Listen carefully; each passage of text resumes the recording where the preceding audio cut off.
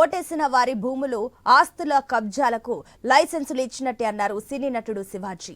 పల్నాడు జిల్లా చిలకలూరుపేటలో కూటమి ఎమ్మెల్యే అభ్యర్థి ప్రతిపాటి పుల్లారావుకు మద్దతుగా ఎన్నికల ప్రచారం నిర్వహించారు. మన తాత ముత్తాతలు ఇచ్చిన భూముల వద్ద జగన్ ఫోటోలు ఏంటని మండిపడ్డారు.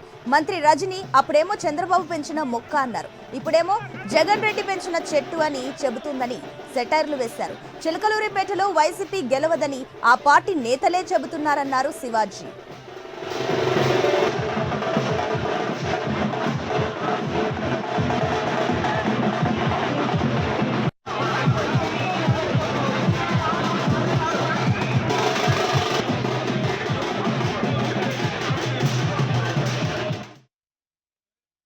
చూసిన తర్వాత వైకాపాలో ఉన్నటువంటి వాళ్ళు రోజు రోజుకి జారిపోతా ఉన్నారు.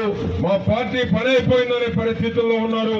చిలకలూరుపేటలో అయితే మా గెలుపు లేదని వాళ్ళే చెప్పుకునేటువంటి పరిస్థితి ఉందని నేను మీ అందరికీ తెలియజేసుకుంటూ గట్టిగా బూతుకు 300 మెజారిటీ సాధింపే లక్ష్యంగా పనిచేయాలని ప్రతి ఒక్కరిని కోరుతూ ఈ రోజు మన ముఖ్య అతిథి సినీ హీరో చిలకలూరుపేట నియోజకవర్గ ప్రజలు గర్వపడేటువంటి మన హీరో ఎవరు?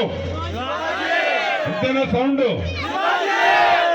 అటువంటి హీరో మనకు వచ్చారు శివాజీ గారు.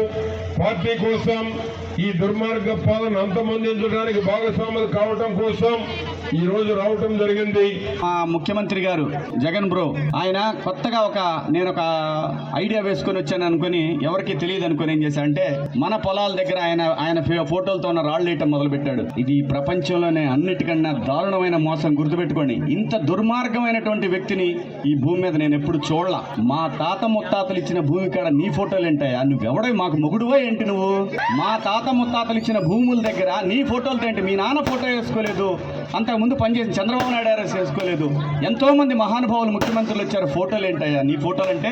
దాని అర్థం ఏంటంటే ప్రభుత్వ బ్యాంకుల దగ్గర ఈ భూములన్నీ ప్రజల భూములు కాదు, ప్రభుత్వ భూములే, ప్రజలకి వాడుకోవటానికి మాత్రమే ఇచ్చింది, దీని మీద లోన్లు ఇవ్వండి అని చెప్పి ఏదైతే మిమ్మల్ని అందరినీ ఆంధ్రప్రదేశ్లో ఉన్న ప్రతి కుటుంబానికి మేలు జరిగిందని చెప్తున్నాడు.